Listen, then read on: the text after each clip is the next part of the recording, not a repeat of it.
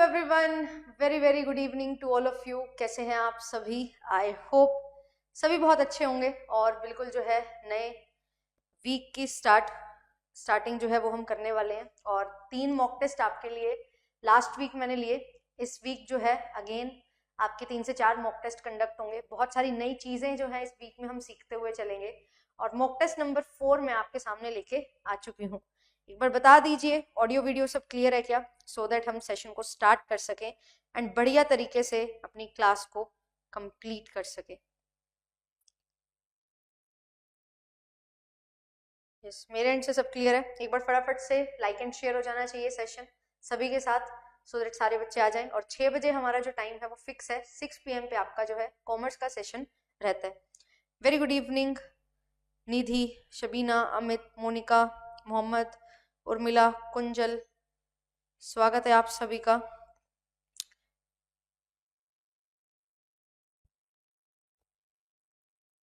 अरे पढ़ाई बढ़िया, आप पढ़ाई से ब्रेक लो, स्नोफॉल एंजॉय करो। हमारे यहाँ इतनी ठंड होती है, इतनी ठंड होती है, बस स्नोफॉल नहीं होता। मेरा मन करता है स्नोफॉल देखूं कभी जिंदगी में, वो देख नहीं पाती मैं।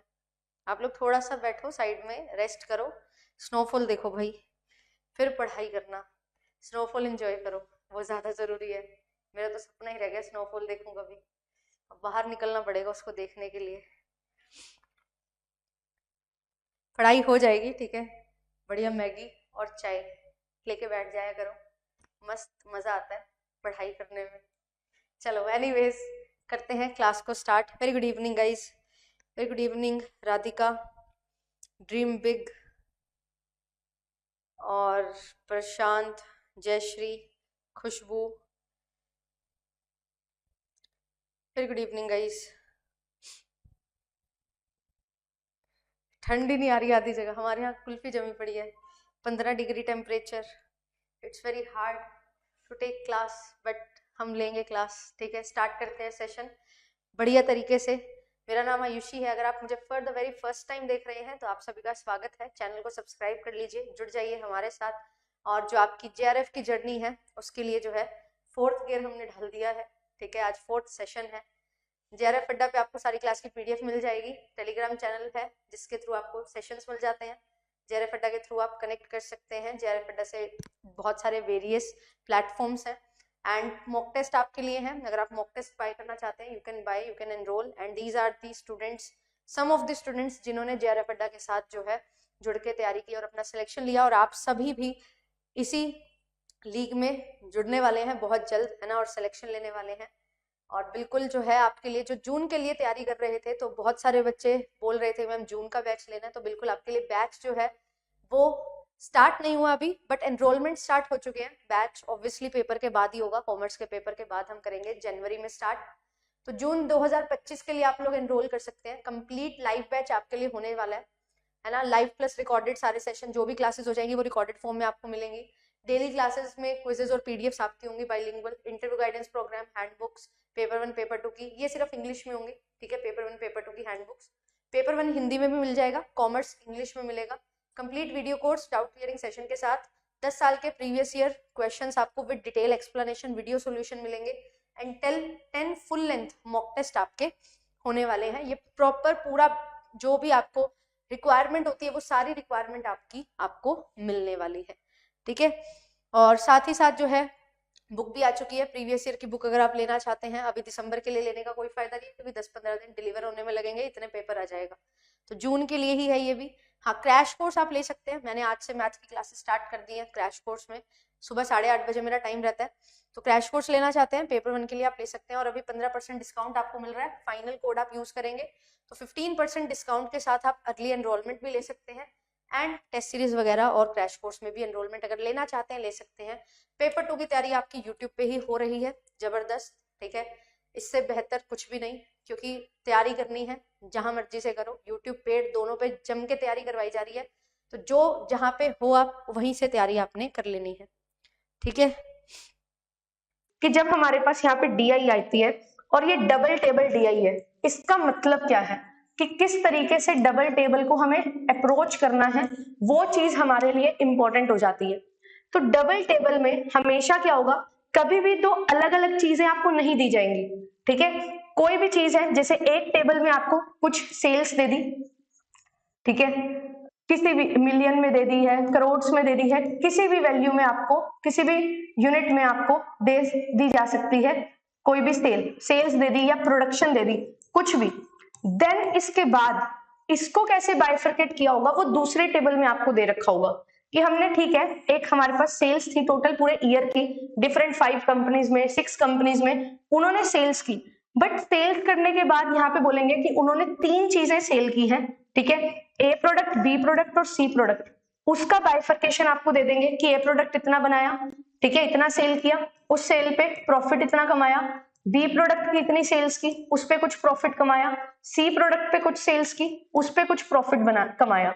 तो इस तरीके से एक टेबल का बाइफरकेशन दूसरे टेबल में दिखाया जाता है और उसी पे बेस्ड आपको क्वेश्चंस हैं जो करने होते हैं, ठीक है। फिर अगर मैं बात करूं यहाँ पे एक और तरीका क्या हो सकता है, जैसे कि मैं क्वेश्चन भी एक लेके आई हूं, इसमें क्या है, आपको यहाँ पे डिफरेंट वेकेंट पोस्ट दी हुई है, ठीक है, बैंक्स में, कि बैंक में इतनी वैकेंसीज हैं और उन वैकेंसीज को कहां पे आप फिल करोगे। पहले तो डिफरेंट पोस्ट दे दी जो बैंक में वेकेंट है, ठीक है, देन इसके बाद बता दिया कि हर एक बैंक में क्या क्या रिक्वायरमेंट है, उसकी कितनी परसेंटेज है, ये सेकंड टेबल में दे दी।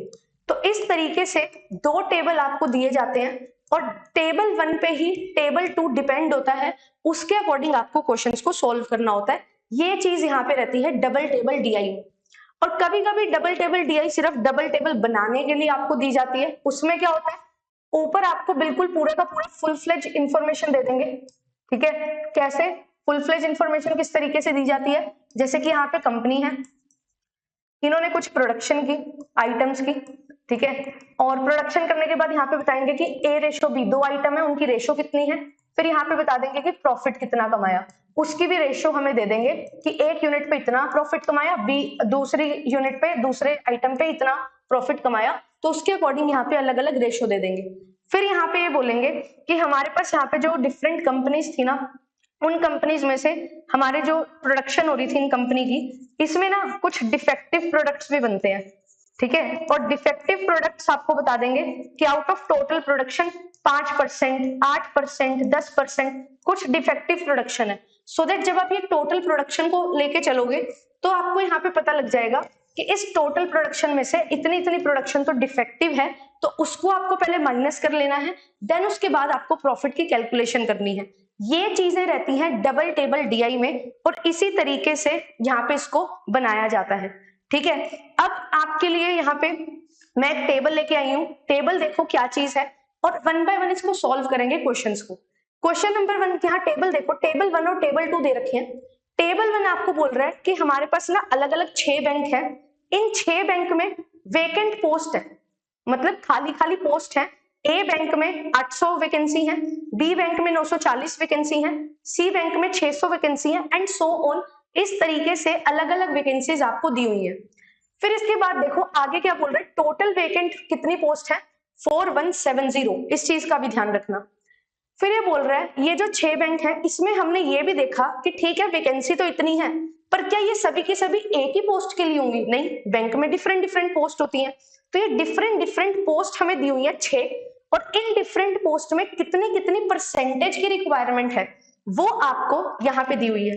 इसका मतलब ये है कि ये जो 800 है ना, इसमें अलग अलग कैडर होंगे, उसमें आपको यहाँ पे परसेंटेज फिल करनी है। यहाँ पे 940 है, इसमें अलग अलग कैडर आपको दिए हुए हैं, उसकी परसेंटेज आपको फिल करनी है। तो यहाँ पे ये 800 का भी इतना परसेंटेज अलग अलग कैडर में, 940 का भी इतना परसेंटेज अलग अलग कैडर में, 600 का भी इतना परसेंटेज अलग अलग कैडर में आपको दिया हुआ है। क्या ये चीज सबको समझ आई है?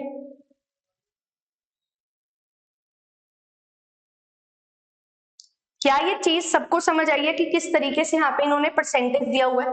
आपको यहाँ पे टोटल वैकेंसीज दी हुई है और यहाँ पे आपको कैडर में कितनी कितनी वैकेंसी है वो आपको दे रखे हैं, और इसी पे ही बेस्ड आपको क्वेश्चंस को सॉल्व करना है। यहां तक किसी को कोई डाउट है तो you can ask. Very good morning guys. चलिए आगे चले, ये चीज हमें समझ आ चुकी है कि इतनी इतनी वैकेंसी है, टोटल 4170 वैकेंसीज हैं, और इन वैकेंसी में हर एक बैंक में 6 अलग अलग पोस्ट है, उनमें आपको इतना इतना रिक्वायरमेंट है लोगों का, ये चीज आपको गिवन है। अब 1 बाय 1 क्वेश्चन को सॉल्व करते हैं। क्वेश्चन नंबर 1 देखिए, in bank E how many more TOs, यहाँ पे टीओ है, ठीक है, कितने हमारे पास यहाँ पे टीओज होने चाहिए, इसकी फुल फॉर्म मैं आपको बता देती हूँ। TO stands for technical officers, कितने हमें टेक्निकल ऑफिसर्स चाहिए, ठीक है, ये आपसे पूछा गया है। How many more technical officers should be employed than the required number so that the ratio of number of TOs technical officers to that of number of financial executives become 2:3। Question को समझेंगे, question को समझो पहले तो, I think इसकी Hindi skip हो गई, चलो मैं हिंदी में बता देती हूँ। ये बोल रहे हैं बैंक ई में आप ये बताओ कितने और ज्यादा आपको टेक्निकल ऑफिसर्स चाहिए, कितने और ज्यादा आपको टेक्निकल ऑफिसर्स चाहिए सो दैट जो आपके पास टेक्निकल ऑफिसर्स की रेशियो है वो जो फाइनेंशियल एग्जीक्यूटिव्स हैं उनकी रेशियो में 2:3 बना दें। कितने टेक्निकल ऑफिसर्स चाहिए कि आपकी रेशियो फाइनेंशियल एग्जीक्यूटिव्स के साथ 2:3 बन जाए, ये चीज आपसे पूछी हुई है। क्लियर, ये क्वेश्चन मैं आपको करवा देती हूँ, फिर नेक्स्ट क्वेश्चन हम करेंगे, आप करोगे पहले फिर मैं आपको सॉल्यूशन बताऊंगी। अब यहाँ पे देखो ई बैंक की बात की हुई है, ई बैंक में 450 वैकेंसी है, 450 वैकेंसी मतलब टोटल 450 लोग हैं। अब इसमें 450 में आईटीओज हैं, एएफओज हैं, एलओज हैं, एफईज हैं, टीओज हैं और पीओज हैं। अब मुझे एफई और टीओ की बात करनी है। टेक्निकल ऑफिसर्स कितने हैं, 8%, 450 का 8% टेक्निकल ऑफिसर्स हैं, और जो यहाँ पे फाइनेंस एग्जीक्यूटिव्स हैं वो 26% है, ये भी 450 का ही 26% है, ठीक है बिल्कुल।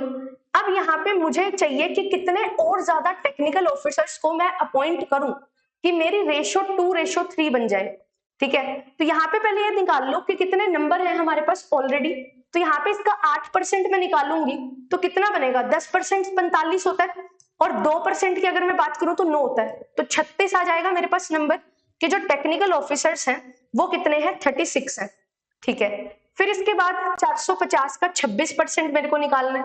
अब ये 26% कैसे निकालूं, आपके पास दो तरीके हैं, या तो 30-4 कर लो, या फिर आप इसको 25+1 कर लो। 25% का मतलब क्या होता है, 1/4, तो 450 का 1/4 आपको करना है, ठीक है। इसको हम सॉल्व करेंगे, 112.5 आ जाएगा, ठीक है, 112.5 एंड 1% और ऐड करना है, 1% कितना बनेगा, 4.5 बनेगा, तो आप इसको जोड़ लोगे तो यहाँ पे कितना बन जाएगा, 117 बन जाएगा, ठीक है, 117। अब ये क्वेश्चन क्या बोल रहा है कि 36 तो आपके पास टीओज हैं, बट आप ऐसा करो कि इसमें कुछ नंबर ऐड करो कि ये 2:3 बन जाए, तो इसको आपको सॉल्व करना है सिंपली। 117 को 2 से मल्टीप्लाई करोगे, 100 का डबल 217 का डबल 34, 234 प्लस यहाँ पे 36 को 3 से मल्टीप्लाई करना है 18, और यहाँ पे 90 है 108 प्लस x, तो हमारे पास x की वैल्यू निकल के आ जाएगी, 234 में से 108 को माइनस कर दो तो x की वैल्यू कितनी निकल के आएगी, ये वैल्यू निकल के आ जाएगी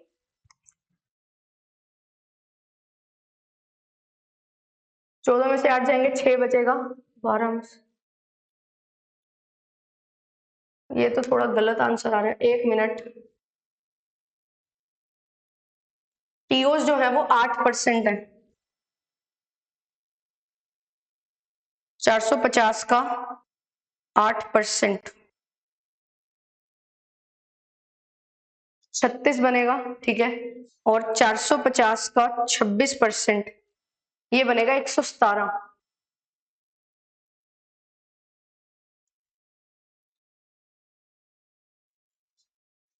तो 36 में कुछ नंबर्स मैं ऐड करूंगी, 117 से उसको कंपेयर करूंगी, 2:3 बननी चाहिए,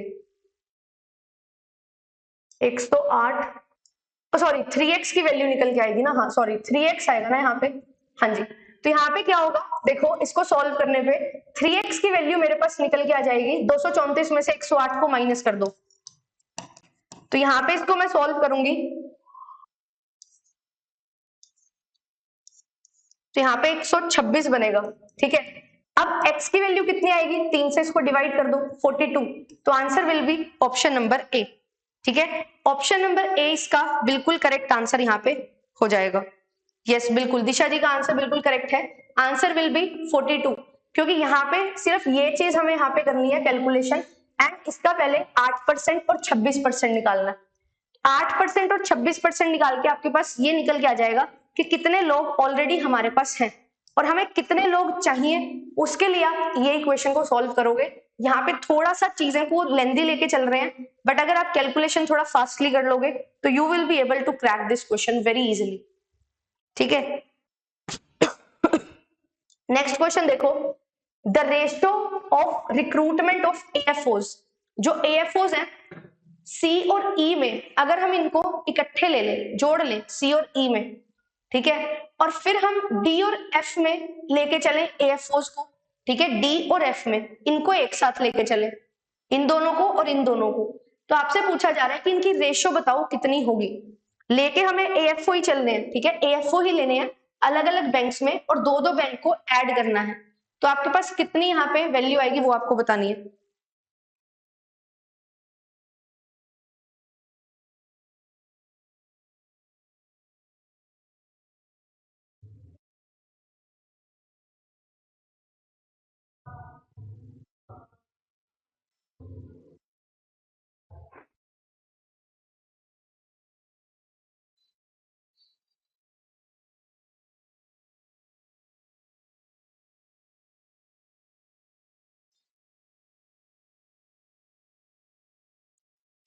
देखो यहाँ पे इसको सॉल्व करना है हमें, तो सबसे पहले आपको क्या देखना है कि सी में कितने हैं एएफओ, अब मुझे ये पता है टोटल 600 है, 600 का 35%, ठीक है, और फिर ई में लेना है, ई में है 450, इसका भी 35% ही लेना है।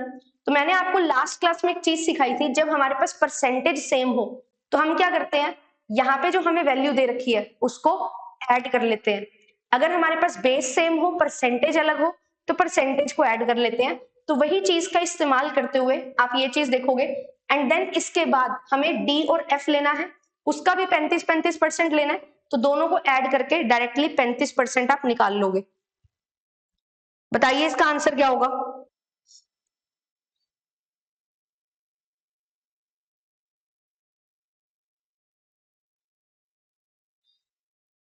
सिद्धार्थ जी ऐसा जरूरी नहीं है, ठीक है, कलर लेना है आप कलर ले लो, ब्लैक एंड व्हाइट लेना है तो you can take black and white as well, कोई दिक्कत वहां पे नहीं आएगी, बट कोशिश करो कि ऐसा हो कि वो क्लियरली विजिबल हो, एंड साथ ही साथ आपकी जो भी रिक्वायरमेंट्स हैं वो पूरी कर रहा हो, मतलब ऐसा ना हो कि आधा अधूरा ले जाओ, पूरा प्रॉपरली एडमिट कार्ड अपना लेके जाना, सभी पेजेस ले जाना। बताइए इसका आंसर। सी और ई में लेने हैं मेरे को और डी और एफ में लेने हैं, उनकी रेशियो बतानी है।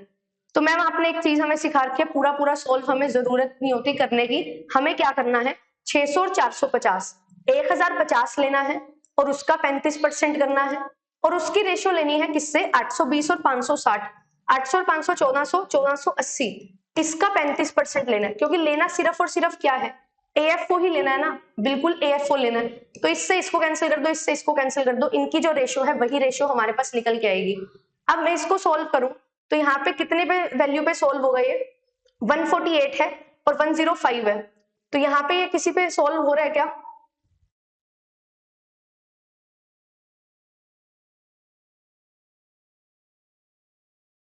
ये वैल्यू किसी पे सॉल्व हो रही है,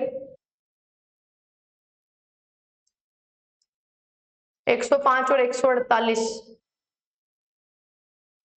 नहीं ये वैल्यू तो किसी पे सॉल्व नहीं होती है। एक मिनट रुकना, इस क्वेश्चन में भी गड़बड़ है क्या,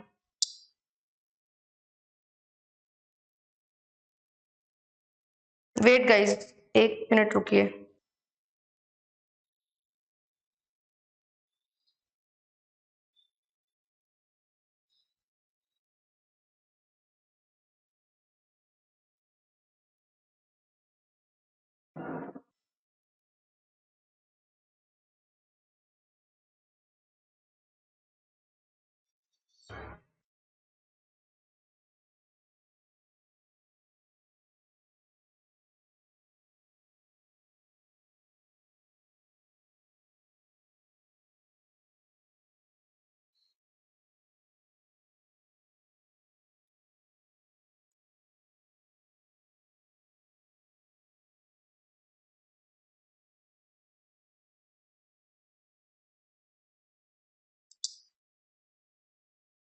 800 और 500 1480 1050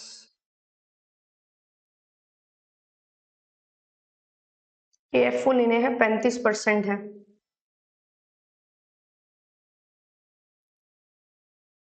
560 450 820 और 600 डी और एफ 1480 ही बनेगा 1050 ही बनेगा ratio of recruitment of AFOs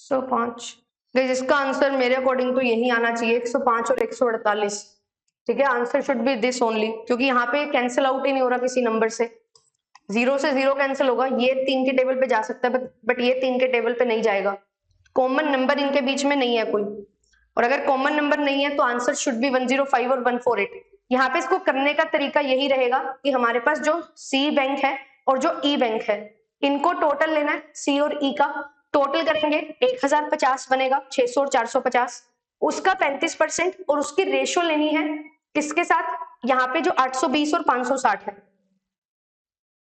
अरे 1380 बनेगा सॉरी ठीक है 1380 बनेगा एंड इसका 35% तो ये 35% से तो 35% कैंसिल अब यहाँ पे इसको 3 के टेबल पे हम सॉल्व करेंगे 35 इसको 3 के टेबल पे सॉल्व करेंगे तो यहाँ पे बनेगा 46 तो answer will be option number D ठीक है ऑप्शन नंबर डी इसका करेक्ट आंसर हो जाएगा 35 रेशियो 46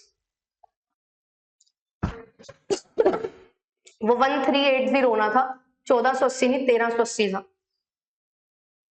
चलिए इस क्वेश्चन को सॉल्व करिए ये क्वेश्चन थोड़ा अच्छा क्वेश्चन है इसको ध्यान से सॉल्व करेंगे by what percent is the number of recruitment of LOs जो हमारे पास यहाँ पे एलओ है ठीक है ये इज मोर और less in C E and F taken together then A B and D taken together आपको यहाँ पे बताना है कि जो एलओ है ठीक है सी ई और एफ इन 3 बैंक में और ए बी और डी इन 3 बैंक में जब हम कंपेयर करें तो कितने प्रतिशत कम या ज्यादा है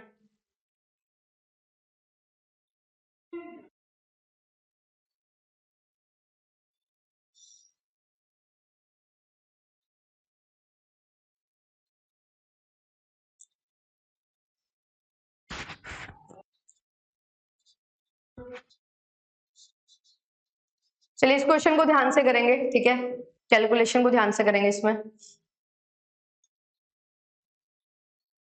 नहीं मेरा पेपर नहीं है आज बट पता नहीं क्यों कैलकुलेशन में बोर्ड पे मेरे को दिक्कत हो रही है थोड़ी डीआई को सॉल्व करते हुए क्योंकि जब आप लैपटॉप पे बैठ के कर रहे होते हो ना सॉल्व तो पूरी स्क्रीन आपके सामने होती है पर बोर्ड में कुछ वर्ड इधर होते हैं कुछ वर्ड इधर होते हैं लिखती मैं कहीं और हूँ तो इस चीज को मैं कर रही हूँ कोशिश इम्प्रूव ठीक है करूंगी तो उस चक्कर में थोड़ी थोड़ी गड़बड़ यहाँ पे हो रही है मेरे से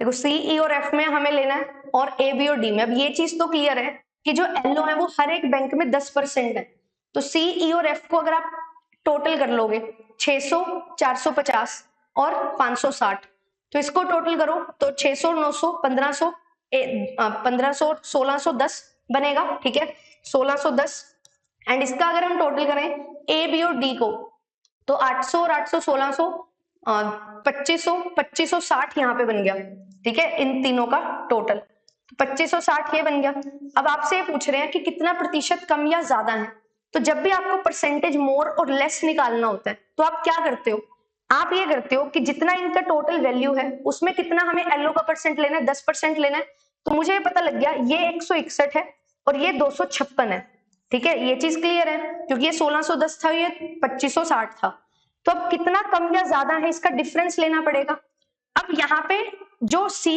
ई और एफ है उससे कम या ज्यादा पूछा हुआ है ना सी ई और एफ में तो सी और ई और एफ में तो कम है मतलब आंसर तो लेस वाला ही आएगा मोर तो आंसर आएगा नहीं अब कितना लेस है वो मेरे को देखना है तो यहाँ पे 161 को माइनस करो 256 में से तो ये वैल्यू कितनी बनेगी 95 को डिवाइड करना है आपको 161 से, नहीं जिससे कंपेयर करना है 256 से, ठीक है 256 से, और मल्टीप्लाई कर देना है 100 से, आपका आंसर निकल के आ जाएगा।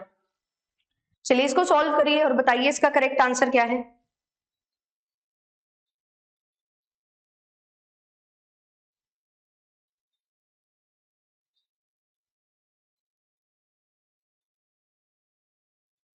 अब यहाँ पे हमारा टाइम सेव कैसे होगा, अगर मैं सबका 10-10% ना करके टोटल का 10% कर लूं तो मेरा टाइम यहाँ पे सेव होने वाला है, और वही चीज आपको यहाँ पे ध्यान में रखनी है। अब 95 है, 256 है, अब यहाँ पे यूज करो अप्रोक्सीमेशन, ठीक है कैसे करेंगे, यहाँ पे 95 है, 256 को 255 ले लो, है ना 255 अगर आप ले लोगे तो 5 के टेबल पे कैंसिल आउट हो जाएगा, एंड उसके अकॉर्डिंग अपना आंसर आप निकाल सकते हो, क्योंकि 33.22 और 37.11 में तो बहुत डिफरेंस है, तो ये ऐसा तो है नहीं बिल्कुल नजदीक का डिफरेंस है, बहुत ज्यादा डिफरेंस है, तो अप्रोक्सीमेशन आपको हेल्प करेगा यहाँ पे।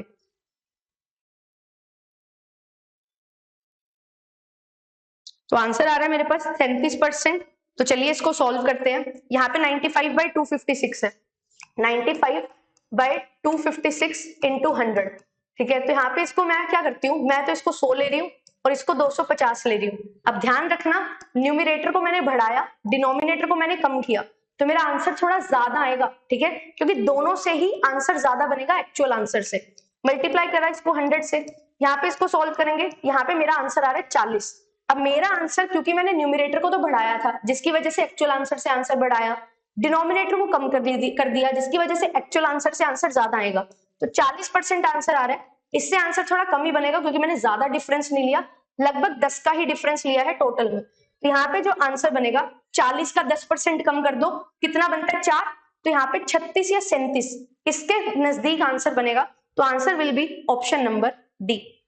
इस तरीके से आपका ये क्वेश्चन सोल्व होना था, और ये क्वेश्चन आपका सिर्फ 1 मिनट लेने वाला क्वेश्चन था, ठीक है। तो ये तरीका यूज करोगे, then you will be able to crack DI in 10 to 15 minutes. Otherwise बच्चों के 40-40 मिनट भी लग रहे हैं, मैंने ये सुना, और बहुत ही गलत चीज है ये 40 मिनट एक क्वेश्चन को देना। पहले इंग्लिश में पढ़ लो, 4th क्वेश्चन आपके सामने है। बैंक ए और सी रिक्रूट करते हैं ITOs, ठीक है, एज पर गिवन रिक्वायरमेंट, 11% की रिक्वायरमेंट है। कुछ दिन के बाद ऐसा हुआ कि जो आपने ITOs एम्प्लॉय किए थे ना अपने बैंक में, वो लीव कर गए जॉब ए बैंक से, और उन्होंने सी बैंक को ज्वाइन कर लिया। यहां से लीव कर गए, इस बैंक को कर लिया ज्वाइन, तो number of new recruits of ITOs in a bank A and C now have now become equal. इस तरीके से इन्होंने यहाँ पे रिक्रूट किया, चेंज किया, कि जो ए बैंक में ITOs थे वो सी बैंक के ITOs के बराबर हो गए, ठीक है। तो percentage of new recruits who left bank A आपको बताना है कि कितने लोग हैं जिन्होंने इस बैंक को लीव किया।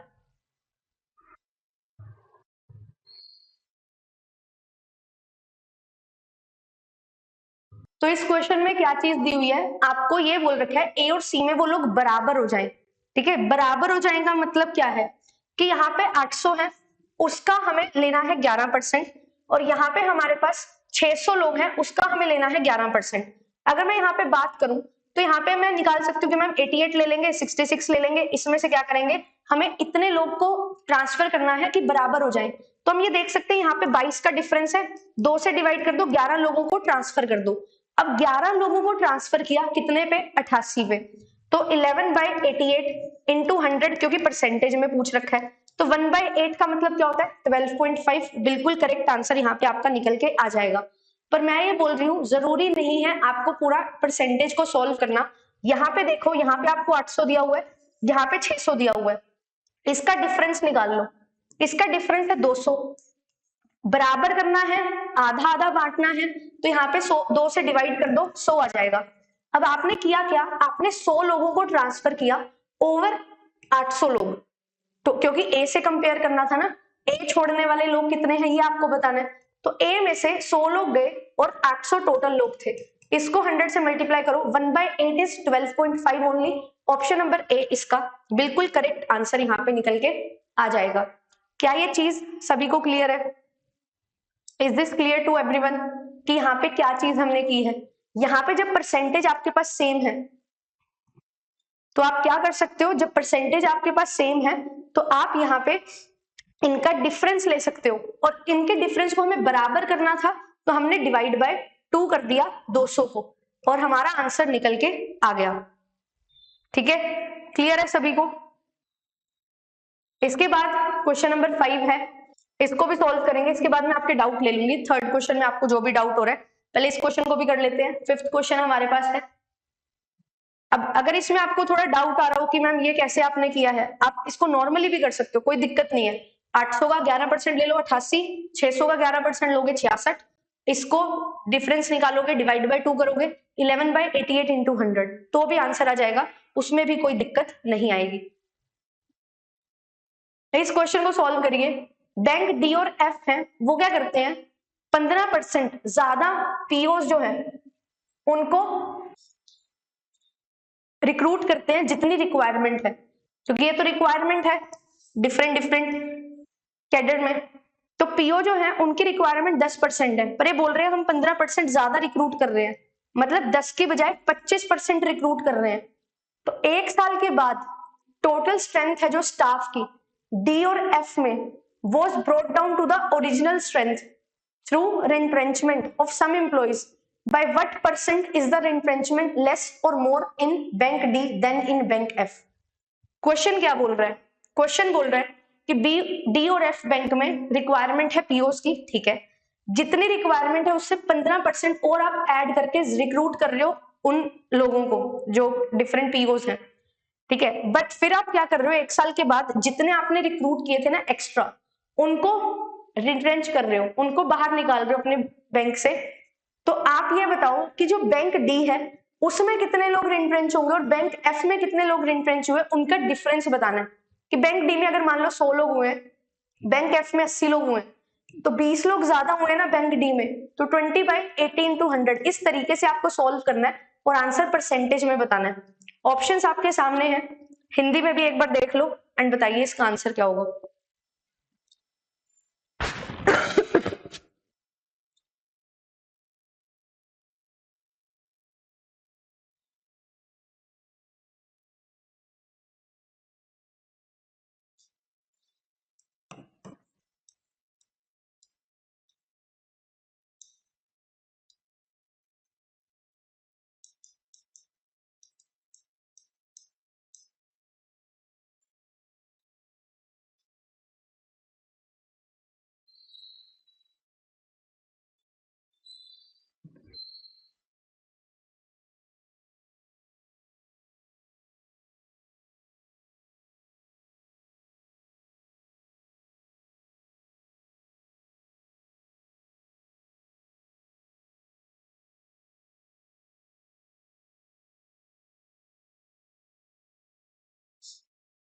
दस 10% की रिक्वायरमेंट थी, ठीक है, डी और एफ बैंक की बात कर रहे हैं, बट आप 15% और ज्यादा ले रहे हो, मतलब 25% रिक्रूट कर रहे हो।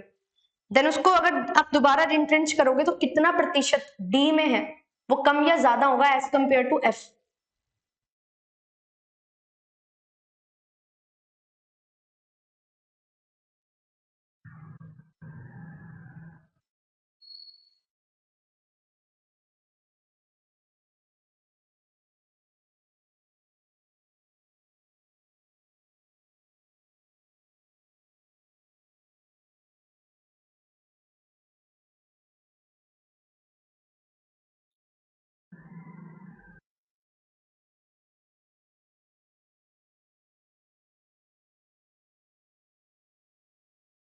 जब भी हमारे पास देन लिखा होता है तो उसको हम नीचे लेते हैं, ठीक है, जिससे कंपेयर करते हैं उसको नीचे, जिसको कंपेयर करते हैं उसको ऊपर।